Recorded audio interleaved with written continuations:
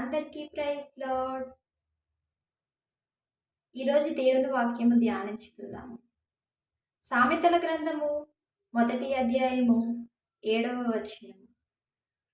యెహోవా యందు భయభక్తి కలిగియుండుట తెలివికి మూలము. మూర్ఖులు జ్ఞానమును ఉపదేశమును తిరస్కరించును. ఎవరైతే దేవుని యందు భయభక్తులు కలిగి ఉంటారో వారు తెలివిగా ఈ లోకంలో జీవిస్తారనియు, మూర్ఖులు దేవుని యొక్క ఉపదేశమును జ్ఞానమును తిరస్కరిస్తారనియు.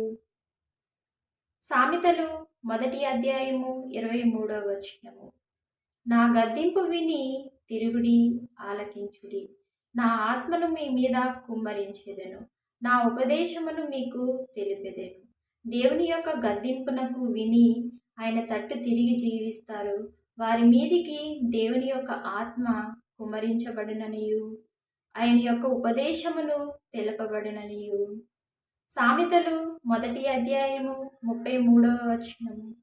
నా ఉపదేశమును అంగీకరించువాడు సురక్షితముగా నివసించును. వాడు కీడు వచ్చినను భయము లేక నెమ్మదిగా ఉండును. దేవుని యొక్క ఉపదేశమును మాటలను అంగీకరించువాడు ఈ లోకంలో సురక్షితముగా నివసించును. వాడు కీడు వచ్చినను భయము లేక నెమ్మదిగా ఉండుననియు. దేవుని వాక్యము మీతో నాతో మనందరితో మాట్లాడిందని ఆశిస్తూ దేవునికి వందనాలు.